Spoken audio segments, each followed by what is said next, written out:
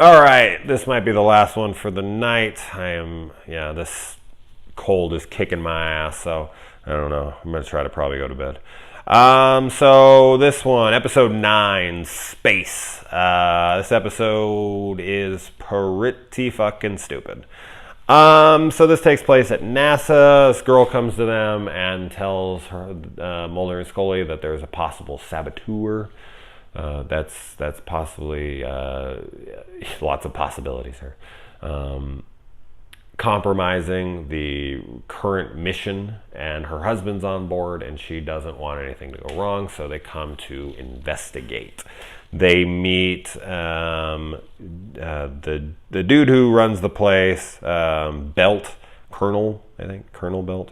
Yeah, that's played by Ed Lauter, who's been in fucking everything. I mean, Jesus, he go forever back in his career. He's done every damn movie.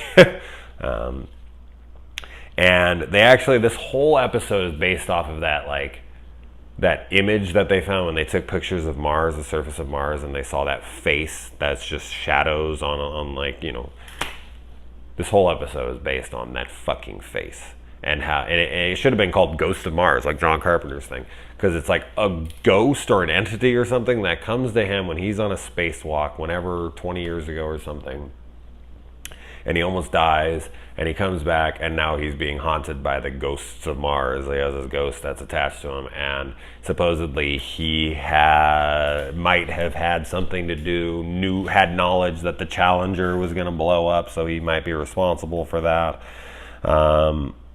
And this thing seems to be controlling him. The face is also seen by Michelle. Michelle's the chick who brought this to their attention, that her husband's on board.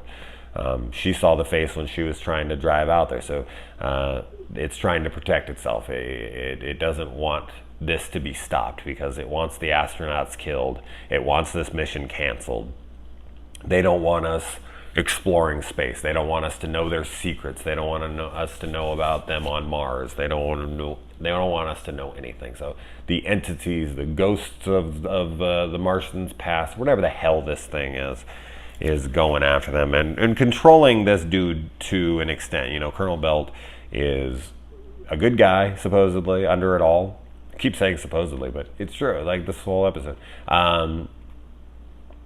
But Mulder has such faith in him. He's like super starstruck when he meets him, and it kind of clouds his judgment a little bit. But, you know, he does. He ultimately wants to get these guys back. So when he's kind of in... he's going almost into cardiac arrest or about to have an aneurysm. His blood pressure is so high. Mulder gets to use his psychology to make him focus and be like, look, like, I need to talk to you, not whatever's controlling you. Like, how do I get these men back? And he's like, change the trajectory to 35 degrees or whatever so that they can land in Albuquerque.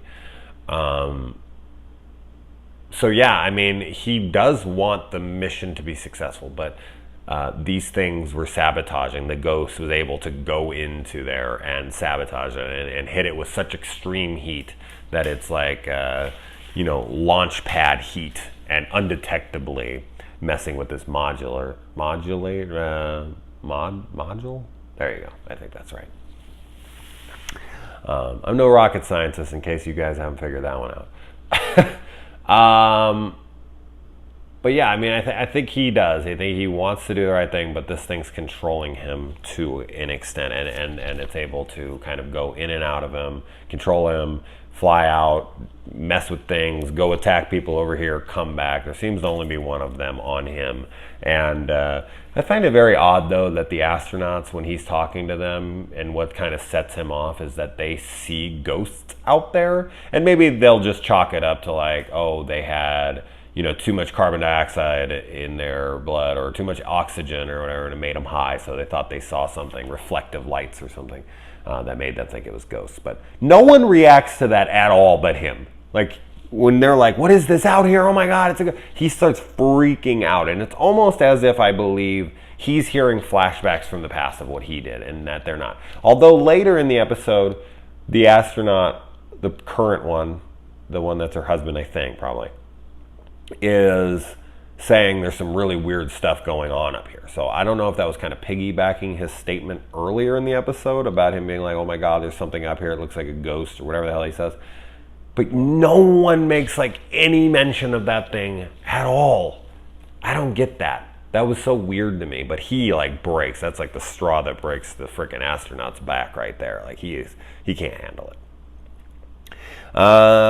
And yeah, so that's about it. And then he survives that later than to kill himself. Like he has this thing, it's attached to him, he can't get rid of it, he's a broken man. He saved the lives, he did what he was supposed to do. He delivered the payload, which was like a really cold moment. And that's why I said, like, I don't know, like the astronauts up there are so calm. And I know that's their job. And that's probably how those dudes are. They go up there and they're just like, I know I could possibly die. And I know that I need to put my responsibilities and my commitments to NASA first. And if they need me to do something that's going to end with me dying, but it's for what my orders are and what they feel is best, I will do it. And it's just, I don't know. I'm so not that mentality. Be like, I'm not dying for nothing. Are you kidding me? Unless it's my kids or something, I ain't dying for nothing. But he tells them, like, no, like, get into your suits. You can go into reserved oxygen backup here, emergency backup, and deliver that payload. And they're like, okay, like, give us the calculations for the oxygen or whatever. Like, they're so dedicated to this project, which is kind of what they talk about in this episode. He's like, I know, I trust everyone. Like, every one of these people has dedicated their lives to this. This is their everything. But yeah, so he does. He saves the day eventually, and he kills himself because he can't take it any longer, and he kind of dies a hero in his own eyes. So, but he's like lying to the press and all that kind of stuff. I don't know. I want to say because yeah, I mean that's his job. Is like NASA could get defunded if this payload doesn't get delivered. So this is millions and millions of dollars wasted. NASA's already possibly on the chopping block at this point. It was just true today, unfortunately. And they're just, maybe that isn't him being controlled. Maybe that's the calculated man who's like assessed it and is like, NASA's going to get shut down if you don't deliver this. So he does it against his own morality, but more of his commitment to the project. Which I couldn't make decisions like that. I'd be like, no, fuck the payload, I don't care. But NASA does need to exist. It does. You can disagree with me all you want. I don't give a shit.